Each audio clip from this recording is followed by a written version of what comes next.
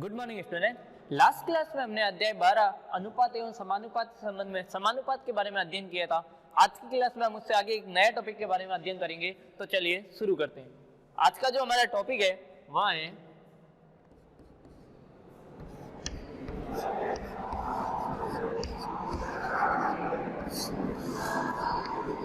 एक एक नियम। जो हमारा टॉपिक है उसका नाम है एक एक नियम। एक एक नियम क्या होता है?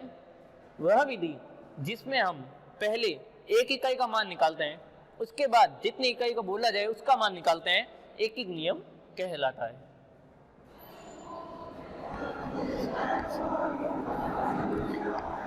वह विधि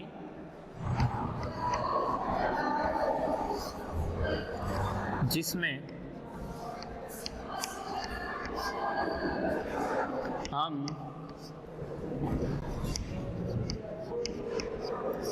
पहले एक इकाई का मान निकालते हैं,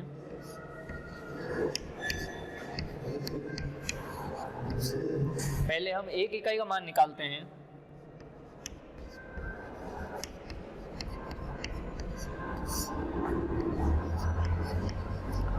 उसके बाद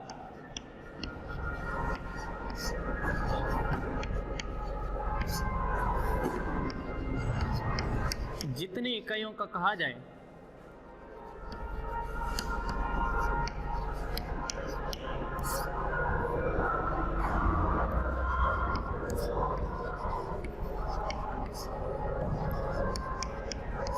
मान निकालते हैं।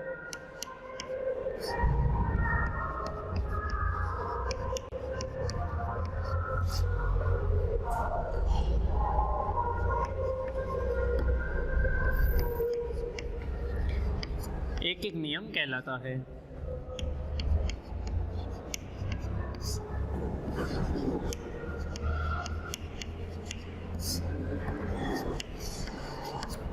वापस समझते हैं हम इसको कि एक एक नियम वह विधि जिसमें हम पहले एक इकाई का मान निकालेंगे। हम निकालेंगे एक का मान कितना होता है, उसके बाद जितनी इकाइयों का बोला जाए 10, 20, 1000 जितनी भी इकाइयों का बोला जाएगा हम उसका मान निकालेंगे, उसे हम कहेंगे एक एक नियम। कैसे? जैसे एक उदाहरण से समझते हैं।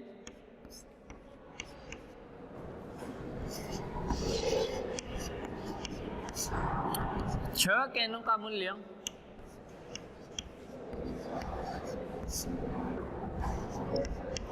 210 रुपए है,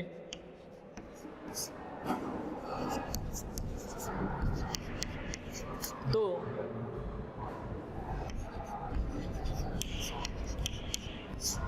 चार कैनों का मूल्य ज्ञात कीजिए।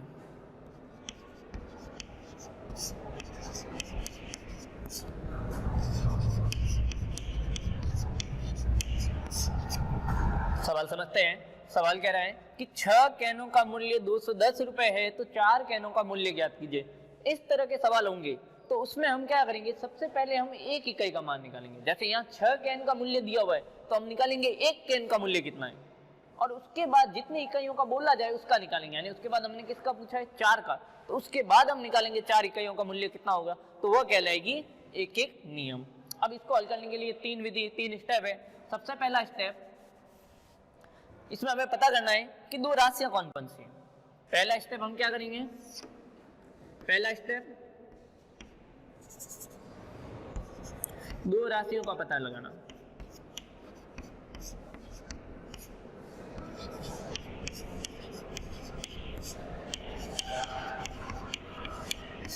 सबसे पहले हमें देखना है कि इसमें दो राशियां कौन कौन सी है।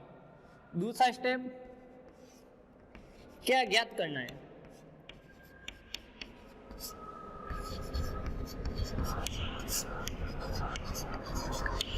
उन दोनों में से हमें किसको ज्ञात करना है। और लास्ट स्टेप होगा जिसे ज्ञात करना है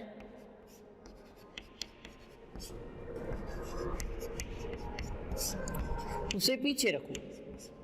उसे कहाँ रखो? पीछे रखो। कैसे? अब इन तीनों को इसके अंदर अप्लाई करते हैं। 6 कैनों का मूल्य 240 रुपए है, 210 रुपए है, तो 4 कैनों का मूल्य ज्ञात करो। तो सबसे पहला स्टेप दो राशियों का पता लगाओ। तो इसमें देखो दो राशियां कहाँ है, तो दो राशियां कैसे पता चलेगा? पहली लाइन में हम ढंग से पढ़े तो कैन और मूल्य, तो हमारे पास दो राशियां होगी। दो राशियां कौन कौन सी हो गई? एक हो गई कैन और एक हो गया मूल्य। दो राशियों का पता कर लिया। फिर मन में सोचो क्या ज्ञात करना है, तो पूरी लाइन वापस पढ़ो। 6 कैन का मूल्य 210 रुपए है, तो 4 कैन का मूल्य ज्ञात करूं, तो हमें क्या ज्ञात करना है? मूल्य। तो दूसरा स्टेप भी हो गया, ज्ञात क्या करना है? मूल्य ज्ञात करना है। और तीसरा, जिसे ज्ञात करना है उसे पीछे रखो, यानी कि यह जो पहली लाइन है इसमें देखो मूल्य पीछे है या आगे है, तो हम देखते कैन आगे है और मूल्य पीछे है, तो जो ज्ञात करना है उसको पीछे रखना है। तो हमारी जो पहली लाइन होगी वो यहीं से ही बनेगी। क्या होगी? क्योंकि 6 कैनों का मूल्य बराबर 210 रुपए। अब देखो मूल्य पीछे है या आगे है, तो देखो दो राशियां कौन सी थी? एक कैन और एक मूल्य था ना, और जिसे ज्ञात करना है उसको कहाँ रखना है? पीछे। तो यहाँ देखो कैन आगे है और मूल्य पीछे, जो ज्ञात करना है वो पीछे रहेगा। पहली लाइन जो सवाल से बनेगी, 6 कैनों का मूल्य 210 रुपए है, तो पहली लाइन होगी क्योंकि 6 कैनों का मूल्य बराबर 210 रुपए। अब दूसरी लाइन फिक्स है, इसलिए हमेशा यहाँ एक आएगा, क्योंकि नियम यही है कि सबसे पहले हम किसका मान निकालते हैं? एक इकाई का। तो दूसरी लाइन फिक्स है, यहाँ हमेशा एक आएगा, बाकी पूरा सेम। एक कैन का मूल्य बराबर में क्या होगा? यह जो संख्या थी वह इसके भाग में चली जाएगी, इधर वाली संख्या तो वही रहेगी, और यहाँ जो संख्या होगी ऊपर वाली वह इसके भाग में चली जाएगी। यह हो गया दूसरा स्टेप। और तीसरा स्टेप क्या था? जितनी इकाइयों का कहा जाए, तो अब हमें निकालना कितनी इकाइयों का है? 4 इकाइयों का। तो अब हम यहाँ एक की जगह क्या लिख लेंगे? 4। इसलिए 4 कैनों का मूल्य बराबर क्या करेंगे? यह वाला वापस सेम स्टेप, और इस बार गुणा में आ जाएगा जो यहां है 4। अब हम इसको सरल करेंगे और हमारा आंसर आ जाएगा। तो देखो 6 से यह कट जाएगा कितनी बार? सीधा यह कट जाएगा 35 बार। 6 से 210 35, और 35 का जब हम 4 से गुणा करेंगे तो हमारे पास लास्ट आंसर आ जाएगा 140 रुपए। यानी कि जो 4 कैन होंगे उनका मूल्य कितना लगेगा? 140। एक बार वापस करते हैं इस सवाल को अन्य उदाहरण से।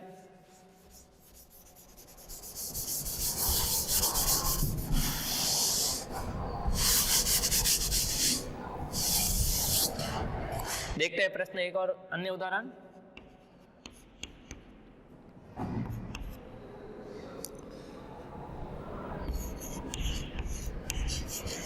$300 किलोमीटर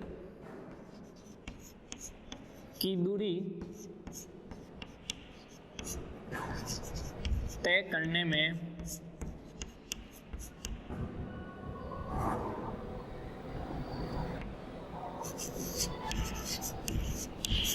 5 घंटे लगते हैं,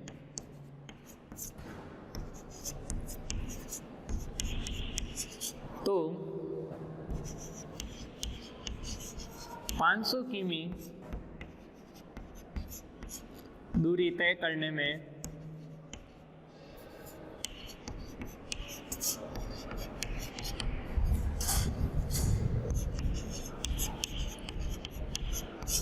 कितने घंटे लगेंगे?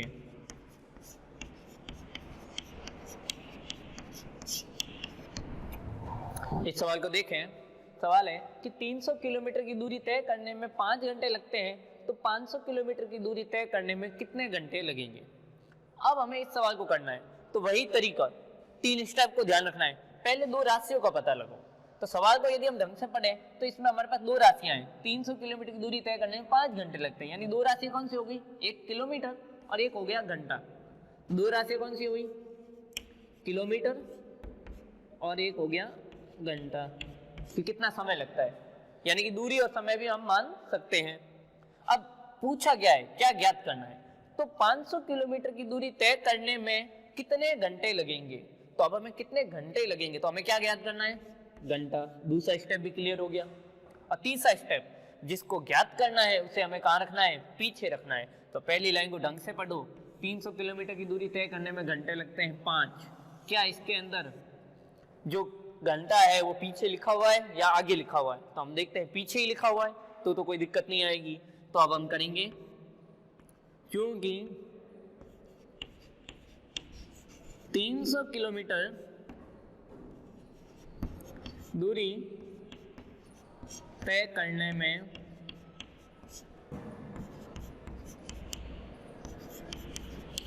लगा समय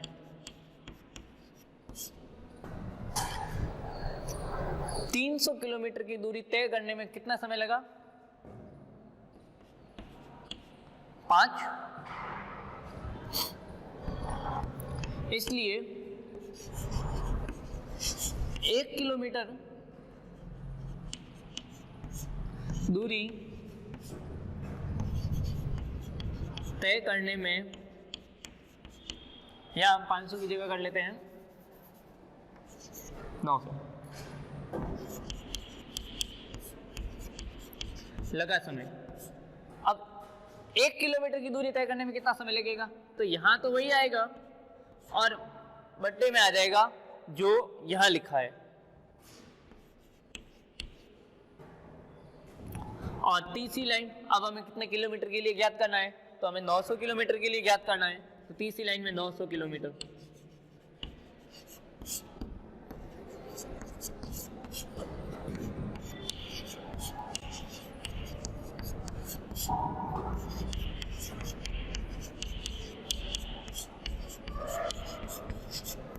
तो 900 के लिए क्या करेंगे? यह तो वही आएगा और गुणा में चला जाएगा जो यहां लिखा है। पहली बार भाग में जाएगा, जो लिखा हुआ है वो भाग में जाएगा, और लास्ट लाइन में जो हमें जिसका हमें ज्ञात करना है वो हमें कहां चला जाएगा? गुणा में। तो यहां हम देखें 0 से ये 0 कट जाएंगे और यह 3 से ये 9 कट जाएगा 3 बार। तो हमारे पास लास्ट आंसर आएगा 5 गुणा 3 यानी कि 15 घंटे। तो कितना समय लगेगा? 15 घंटे। यह तो था सिंपल, जब हमें जो ज्ञात करना होता है वो हमारे पीछे ही लिखा हो। लेकिन कभी कभी जो हमें ज्ञात करना होता है वो आगे लिखा हो, तो उस सवाल को कैसे करेंगे? जैसे एक और उदाहरण ले लेते हैं।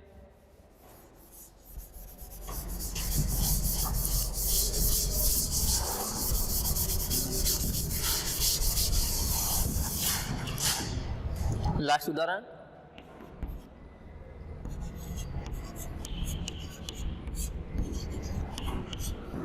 पांच पेन का मूल्य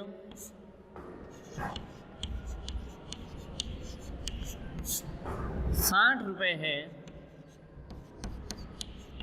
तो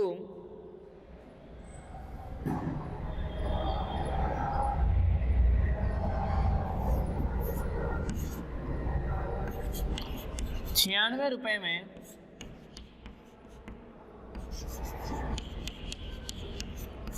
कितने पेन आएंगे?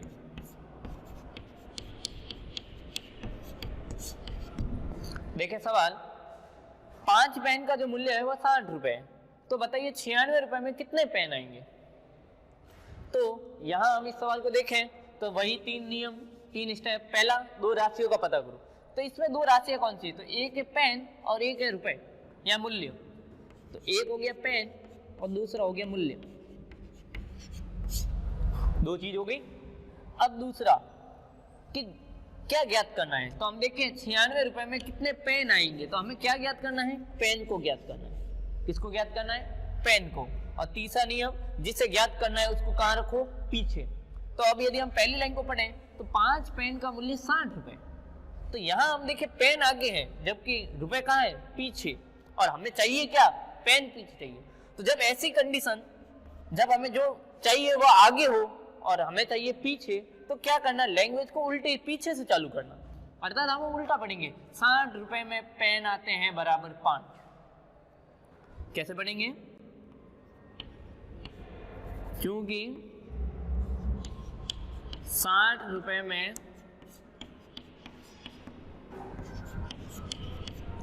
पेन बराबर 5। उल्टा क्यों पढ़ा? क्योंकि हमें क्या ज्ञात करना है? पेन कितने आएंगे। तो जो ज्ञात करना होता है वो पीछे रखना होता है। तो यहाँ हम लाइन को देखें तो 5 पेन का मूल्य 60 रुपए, तो यहाँ 60 रुपए पीछे है, जबकि हमें क्या पीछे चाहिए? पेन पीछे चाहिए। तो इसको उल्टा पढ़ेंगे तो उल्टा हो जाएगा, 60 रुपए में पेन आते हैं बराबर 5। अब लाइन दूसरी तो फिक्स ही है, हमेशा एक आएगा। 1 रुपए में पेन बराबर 5/60, क्योंकि यहाँ जो होगा वह इसकी कहाँ चला जाएगा, भाग में। और लास्ट तीसरी लाइन, अब हमें कितने रुपए का ज्ञात करना है, 96 रुपए का, इसलिए 96 रुपए में पेन बराबर, तो यह तो सेम आएगा और गुणा में चला जाएगा जो यहाँ लिखा है 96। अब हम इसको काट के सरल करें तो 5 से यह 60 कट जाएगा 12 बार, और यह 12 से यह छिन्नू कट जाएगा 8 बार। तो अब हमारे पास लास्ट बचा 8 गुणा 1, यानी कि कितना आंसर आया, 8 पेन। अर्थात 96 रुपीज में कितने पेन आएंगे, 8 पेन आएंगे। तो एक एक नियम क्या कहता है कि जिसमें हम पहले एक इकाई का मान निकालते हैं, उसके बाद जितनी इकाई का बोला जाए उसका मान निकालेंगे, एक एक नियम कहलाएगा। तो सबसे पहले हम एक का मान निकालेंगे, उसके बाद जितनी इकाई का बोला जाए उसका मान निकालेंगे, एक एक नियम कहलाएगा। तो आज की क्लास में हमने एक एक नियम से संबंधित कुछ उदाहरण को हल किया। नेक्स्ट क्लास में हम प्रश्नावली 12.1 से संबंधित कुछ महत्वपूर्ण प्रश्नों को हल करेंगे। धन्यवाद।